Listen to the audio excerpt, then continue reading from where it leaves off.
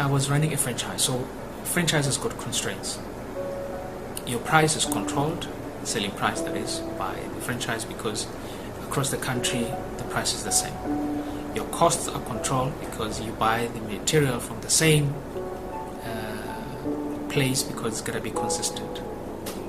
Marketing, let's say 50% of it is done by the organization through adverts on television, newspapers and so forth, but you could do your own local marketing, which it was one entity that we had. So when you're in a franchising setup, you have to understand that there are constraints that will limit your ability to do whatever that you want. You can't change prices, you can't do combinations of the products or services to offer it differently. It's got to be consistent across the country, because if one likes what they experience at your place, they want to see it everywhere else.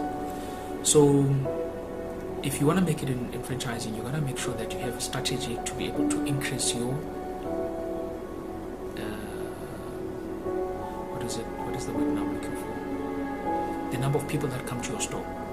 Okay, I forgot the word I was looking for. But in essence, that is the major control or major aspect of franchising that you have power and control over. Less people, you're out more people, then you can do it. Now, the question was, how do we go about doing it? And you gotta hear the success story. I had my brother, and one was the manager. I asked him to come and be the marketing guy who's responsible to make sure that we can then increase our sales beyond the norm, because that is the only avenue which we had power over in the type of setup that we had. And this is how we went about it, straightforward and clear. What is our vision? What is our goal? So that that goal can be strong enough to attract us to move towards it. We wanted to be the best fish and chips